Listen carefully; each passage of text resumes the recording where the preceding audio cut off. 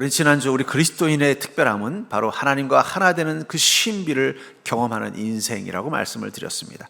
우리가 주님과 하나 되는 것을 경험하는 것은 엄청난 은혜요, 기쁨이며 세상의 그 어떤 것도 비교할 수 없는 우리 삶 가운데 축복입니다. 그렇기 때문에 그리스도인이 이 땅 가운데서 추구해야 되는 인생의 자세에서 가장 중요한 건 바로 하나님과 하나됨, 그것을 경험하는 것입니다.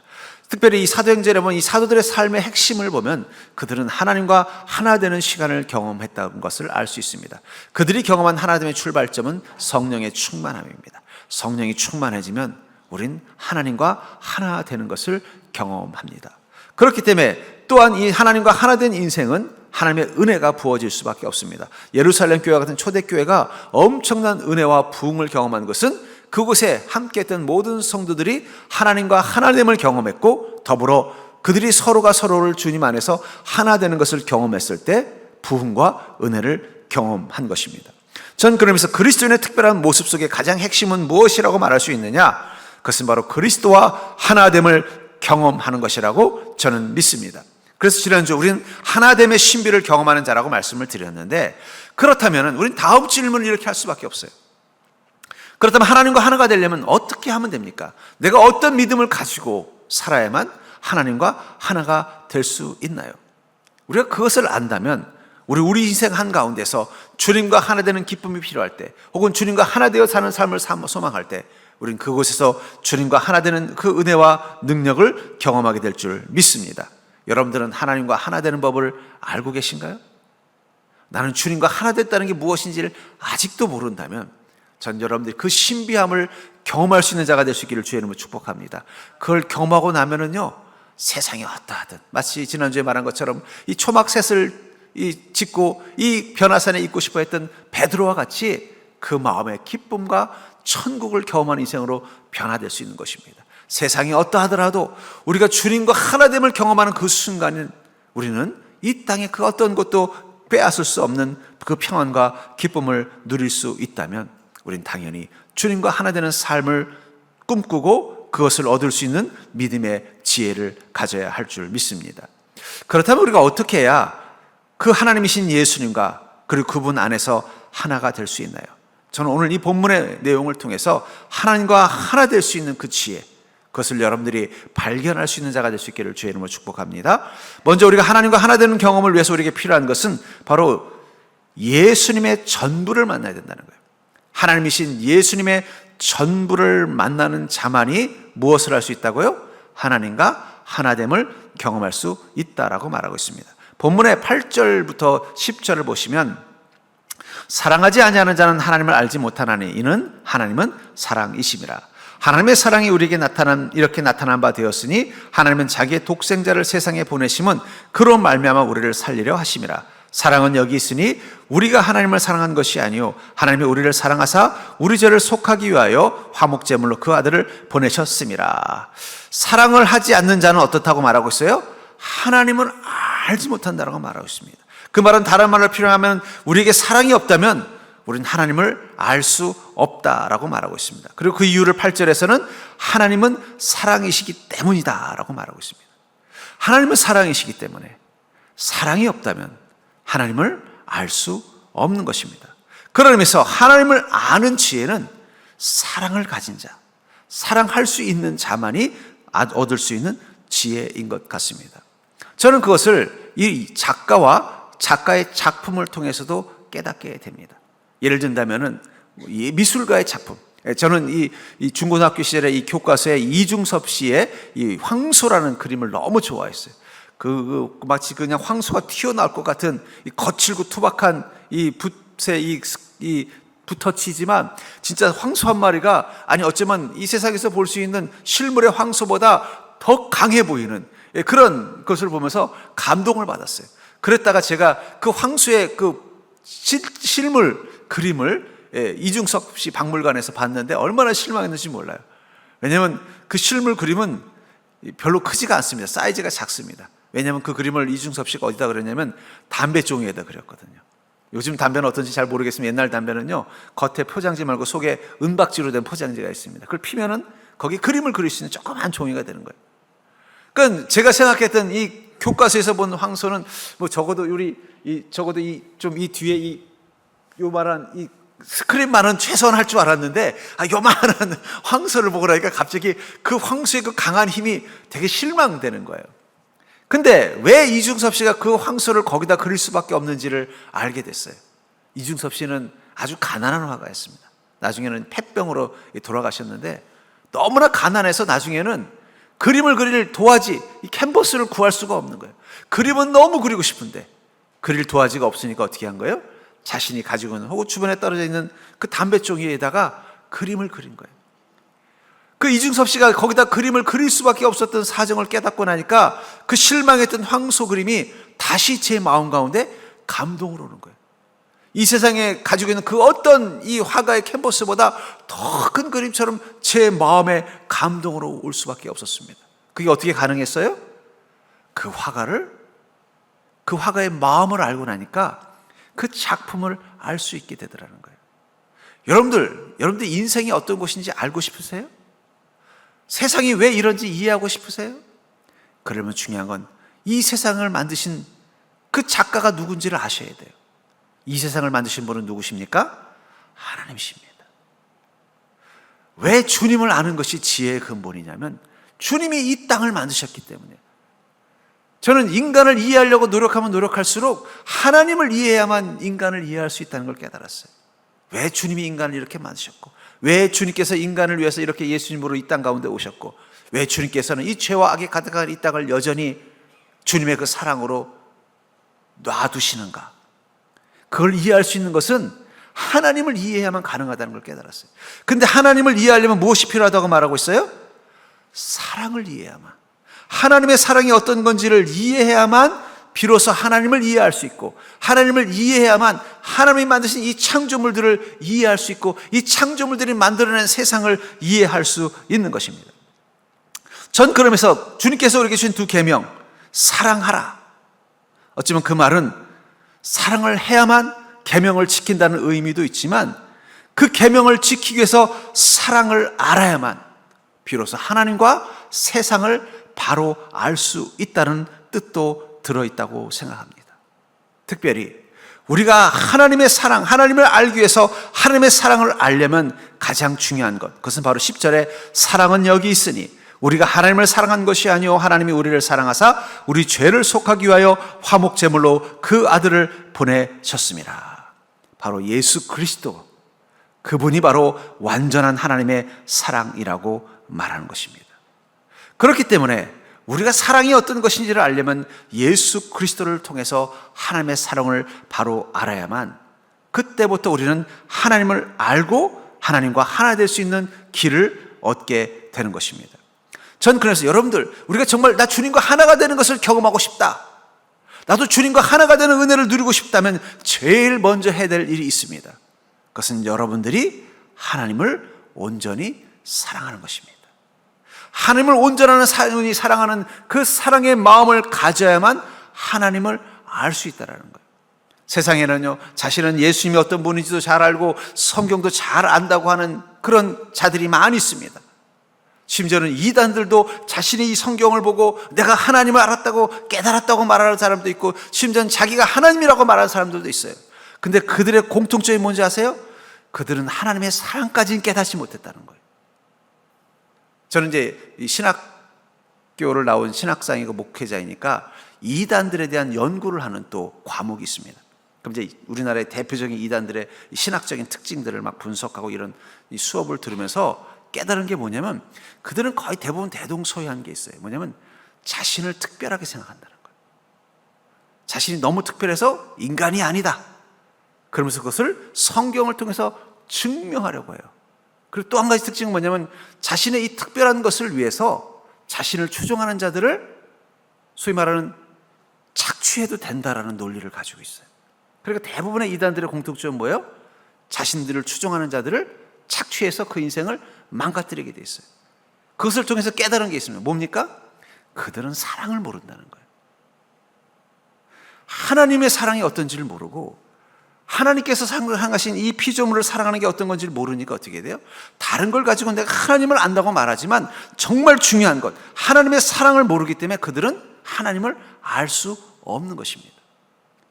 우리는 예수 그리스도를 통해서 하나님의 사랑이 어떤 건지를 깨닫고 나자 그때부터 하나님이 어떤 분인지를 알게 되고 그분과 하나가 되는 은혜를 누릴 수 있는 것입니다. 전 그런 의미에서 여러분들이 정말 내가 주님을 더 잘 알고 싶습니다, 또 주님이 만드신 이 세상을 잘 알고 싶습니다 라고 생각한다면 여러분은 다시 한번 계명 앞에 서야 돼요. 하나님 우리에게 주신 두 계명, 하나님을 사랑하고 이웃을 사랑하십시오. 그러면 하나님을 알게 될 것이고 이웃과 세상을 알게 될 것입니다. 저는 이 세상의 놀라운 지혜와 지식을 전하는 학자들, 소위 말해서 세계적인 석학들, 그들의 책을 읽으면서 제가 느끼는 공통점이 뭐냐면 그들은 사람들을 사랑한다는 거예요. 이 경제적인 불평등 가운데 있는 이 사람들을 어떻게 하면 그들을 이 고통에서부터 해방할 것인가, 그 사랑의 고통이 뭘 만든 거예요? 경제에 관한 이론을 만들더라고요. 또 어떤 의학적인 또는 생물학적인 어떤 위대한 발견이나 업적을 한 사람은 뭐냐면 이 힘들어하고 어려운 문제 가운데 있는 이 사람이 어떻게 하면 이 문제로부터 벗어나서 더 좋은 인생을 살 수 있을까, 그걸 고민하는 사랑이 그 지혜를 얻게 만들더라는 거예요. 그러니까 제가 깨달은 게 뭐냐면 세계적인 석학들의 공통점은 뭐냐면 그들은 사람들을 사랑한다는 것입니다. 그 사랑 가운데 인간을 이해할 수 있는 지혜가 생긴 것이구나. 결국은 사랑만이 우리가 하나님과 세상을 온전히 알 수 있게 해주는 힘이라는 거예요. 특별히 하나님을 완전하게 만나려면 무엇이 필요해요? 예수 그리스도를 통해서 하나님의 사랑이 무엇인지를 깨달아야 된다는 것입니다. 그것을 깨닫는 자, 사랑으로 주님 앞에 설 수 있는 자만이 예수님의 전부를 만날 수 있는 것입니다. 아무리 내가 주님에 대한 더 많은 성경 지식이 있고 아무리 내가 주님과 함께 했던 여러 가지 신앙의 흔적들이 많아도 주님을 향한 사랑이 그 마음 가운데 없다면 우리는 주님을 완전히 만날 수 없는 것입니다. 전 그런 의미에서 여러분들이 주님을 온전히 만나는 믿음, 바로 주님을 사랑하는 그 사랑을 통해서 온전히 만나는 믿음 될 수 있기를 주의 이름으로 축원합니다. 두 번째로 어떻게 우리가 예수님과 그리고 그분 안에서 하나가 될 수 있느냐?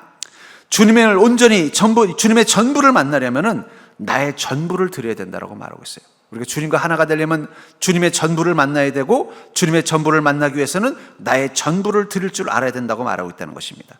11절부터 12절에 보면은 사랑하는 자들아, 하나님이 이같이 우리를 사랑하셨은즉 우리도 서로 사랑하는 것이 마땅하도다. 어느 때나 하나님을 본 사람이 없으되 만일 우리가 서로 사랑하면 하나님이 우리 안에 거하시고 그의 사랑이 우리 안에 온전히 이루어지느니라. 우리가 서로 사랑하면 어떻게 된다고요? 하나님이 우리 안에 거하시고 그의 사랑이 우리 안에 온전히 이루어진다.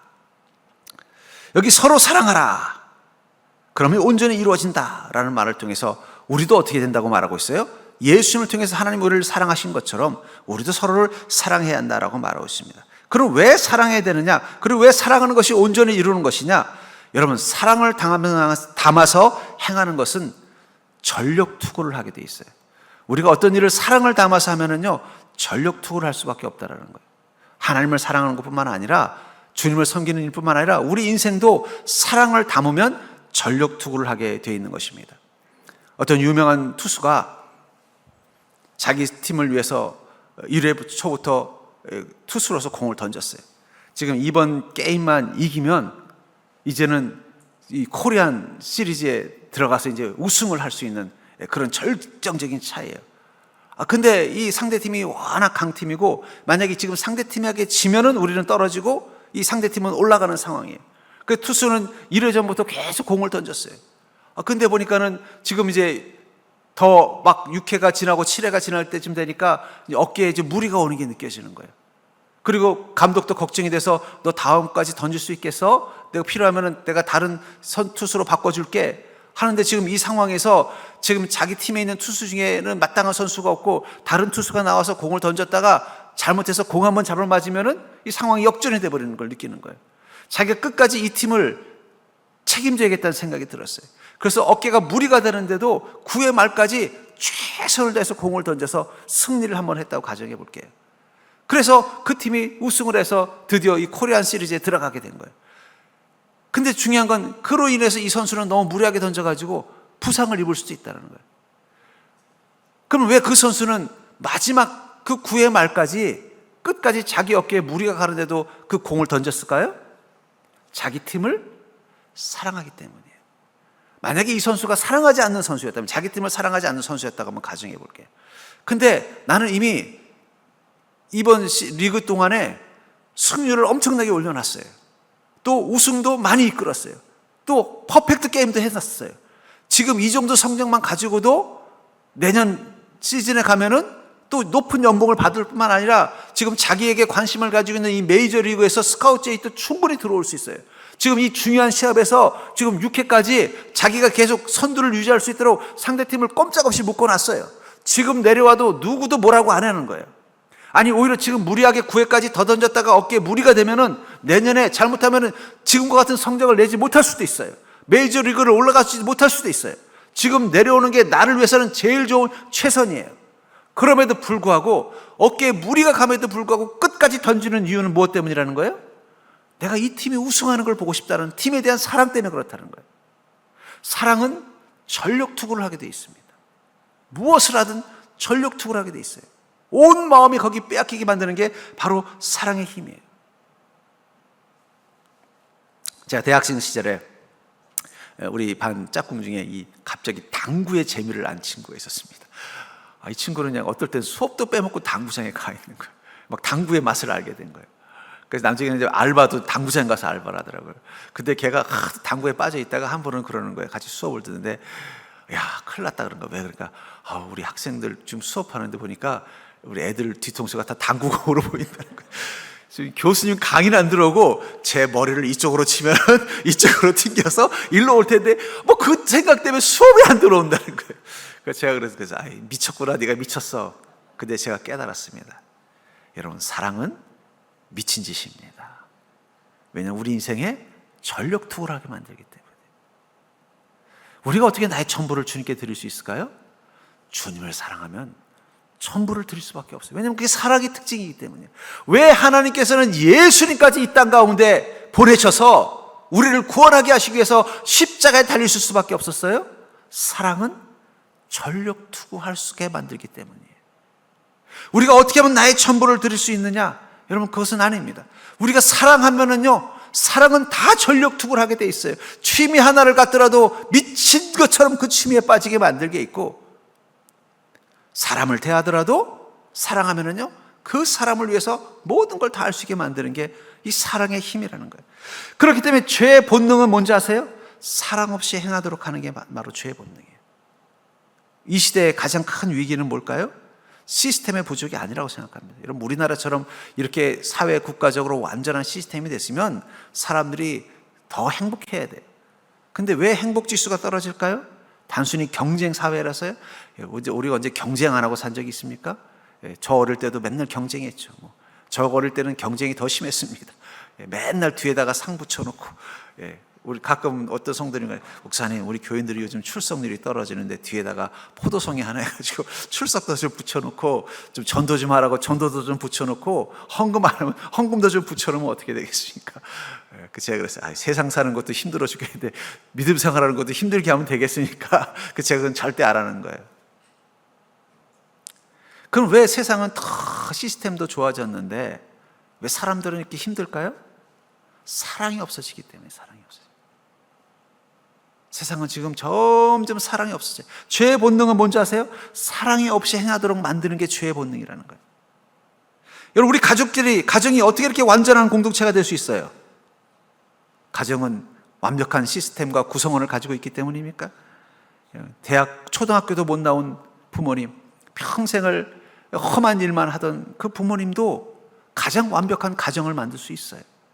반대로 박사학위, 교육학까지 전공하고 다 했어도 그 가족들은 불행한 가정이 될 수 있다는 거예요. 그건 시스템이나 구성원의 문제가 아니라 무엇 때문이에요? 사랑 때문이라는 거예요. 사랑 때문에. 아무것도 배운 것이 없는 부모여도 가족, 자녀들을 향한 그 크고 무한한 사랑을 가지고 있으면 그 가정은 완전한 공동체가 돼요. 근데 아무리 모든 게 다 갖춰져 있어도 사랑이 없으면요, 그거는 불완전한 공동체가 되는 것입니다. 우리가 주님과 하나가 되기 위해서, 주님은 우리에게 나의 자신의 모든 걸 사랑으로 주었다면 우리도 주님과 하나가 되기 위해서는 어떻게 해야 돼요? 우리의 모든 것을 드리는 것이 필요하다는 거예요. 그러면서 두 계명의 가장 핵심은 뭘까요? 사랑하라 위에 뭐가 있어요? 내 마음과 목숨과 뜻을 다하라. 전부를 드려야 된다. 여러분, 전부를 주지 않는다면 그건 사랑하지 않는 것입니다. 전부를 줄 마음이 없다면 그건 진짜 사랑하는 게 아니에요. 제가 이제 다음 주에는 그렇다면은 하나가 되는 사랑법에 대해서 또 이야기할 것입니다. 일부 혹은 전혀 없다면 아무리 하나님께 숭성하고 사람들에게 선한 일을 하더라도 어떻게 된 거예요? 그건 사랑이 아니라는 거예요. 사랑이 없으면 울리는 꽹과리와 같다. 사랑이 없으면 그건 공허한 것이다. 왜냐하면 그게 바로 전부를 드리는 것이기 때문입니다. 그렇기 때문에 여러분들, 우리는 나의 전부를 드려야만 주님과 하나가 되려면 우리에게 필요한 건 무엇입니까? 사랑으로 행하는 게 필요하다는 거예요. 내 마음과 목숨과 뜻을 다해서 전부의 사랑을 가지고 하나님을 사랑해야 되고, 전부의 사랑을 가지고 사람을 사랑하는 것, 그곳에만이 온전히 그 계명을 지키는 것이 있다는 것입니다. 그래서 마태복음 25장 40절에 보면은 임금이 대답하여 이르되 내가 진실로 너에게 이르노니 너희가 여기 내 형제 중에 지극히 작은 자 하나에게 한 것이 곧 내게 한 것이니라. 왜 지극히 작은 자에게 한 것이 나에게 한 것이라고 말씀하셨을까요? 하나님을 향한 사랑과 내게 아무 의미가 없는 사람을 사랑하는 사랑은 같은 것이기 때문이에요. 아까도 말했잖아요. 사랑은 우리를 미치게 만든다고. 하다못해 낚시 하나에만 사랑에 빠져도 어떻게 돼요? 미친 짓을 합니다. 제가 한동안 이 등산에 빠진 적이 있어요. 등산을 사랑한 적이 있었어요. 그때는요, 밤마다 내일 아침 새벽 4시에 일어나가야 되는데 밤 8시에 관악산에 가는 거예요. 그래서 능선을 돌고 오는 거예요. 또 혼자 한 게 아니라 또 부사역자들 꼬셔가지고 같이. 얼마 전에 가까이 있었던 그 부사역자 목사님들이, 목사님 옛날 생각나요. 그 관악산에 밤에 갔다가 길 잃어버려가지고 우리 헤맸던 거 기억나요. 그래서 깔깔깔 웃다가 내가 그랬었지. 작은 것 하나에도 어떻게 돼요? 전력투구를 만들게 하는 게 이 사랑의 특징이라는 거예요. 산을 사랑하니까 한겨울에 그 추운데도 산속에 가게 되더라고요. 지금은 제가 산을 그렇게 사랑하지는 않습니다. 그래서 요즘 산에 가본 지가 좀 오래됐습니다만, 결국은 뭐예요? 나의 전부를 준다는 것은 사랑하면서 사는 게 바로 전부를 주는 거라는 거예요. 그런 의미에서, 그렇다면 내가 어떻게 하면은 주님과 하나가 되기 위해서 나의 전부를 드릴 수 있을까요? 거기에 우리에게 필요한 건 뭐냐면 사랑을 고민하면서 사는 거예요. 내 인생의 지극히 작은 것까지도 사랑을 고민하면서 사는 거예요. 그러면 그때부터 어떻게 돼요? 나의 전부를 들여서 하나가 되는 법. 하나님과 전부가 되기 위해서 주님과 하는 모든 일들의 사랑을 고민하는 거예요. 그래서 주님께서 베드로에게 뭐라고 물어보셨어요? 시몬의 아들, 요한의 아들 시몬아, 네가 나를 사랑하느냐? 왜 그 질문을 하셨을까요? 네가 정말 내 양을 먹이려면 전부를 주는 마음으로 먹여야 되는데, 그러려면 뭐가 필요한 거예요? 사랑이 필요하다는 거예요.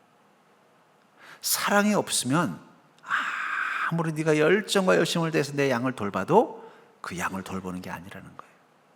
네가 나를 그 사랑하는 마음이 없다면 네가 아무리 나를 쫓아다니면서 복음을 전하고 병든 자를 치료해도 그것은 나를 위해서 아무것도 하지 않은 것이라는 거예요.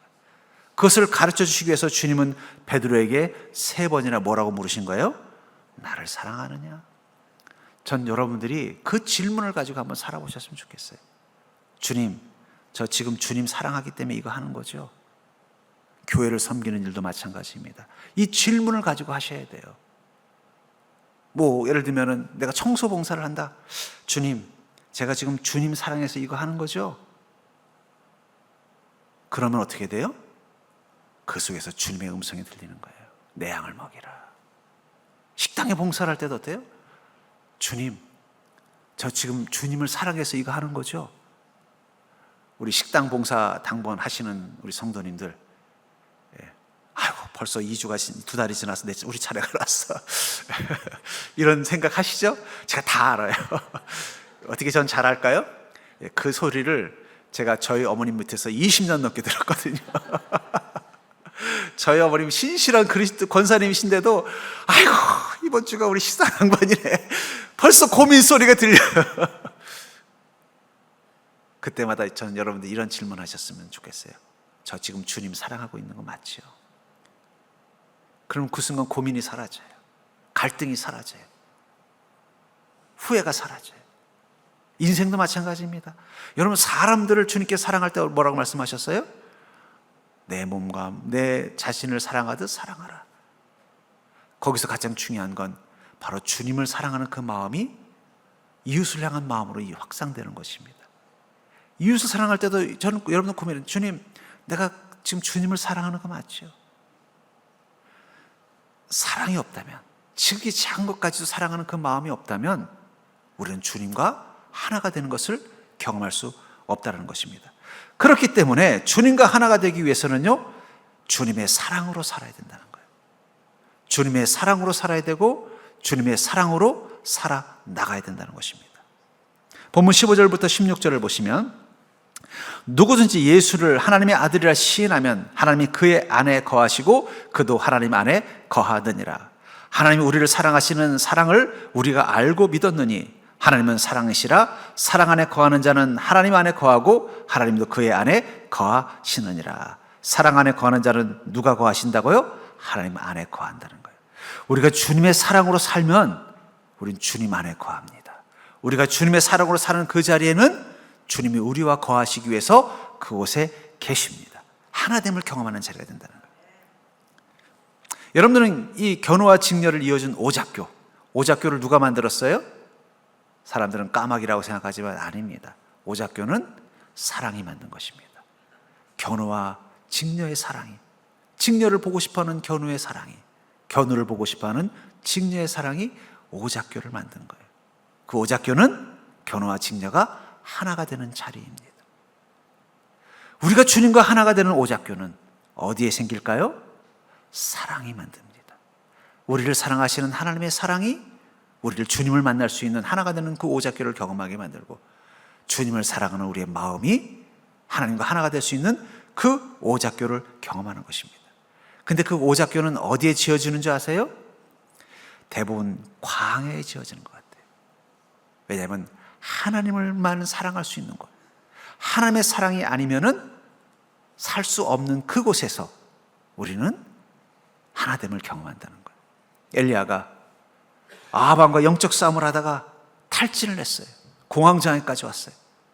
이제는 그의 아합의 이 아내인 이 이세벨이 이 엘리야를 죽이려고 이 자객들을 보냈다는 소문을 들은 거예요.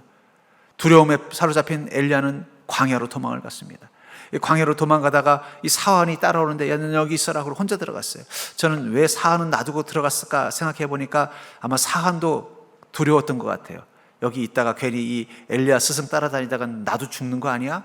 그 마음을 엘리야가 읽은 거예요. 그래서 너까지 죽을 필요는 없으니까 너는 그냥 네 길 가라. 만약에 그 사환이 정말 엘리야와 끝까지 함께 할 수 있었던 제자였다면 분명히 엘리야는 후계자를 엘리사에게 안 물려주고 그 이름 없는 사환에게 물려줬을 거예요. 근데 그 사환마저도 어떻게 된 거예요? 엘리야를 피하고 도망가려고 한 거예요. 같이 있다 나도 죽는데 어떻게 핑계대고 내가 집으로 돌아가나?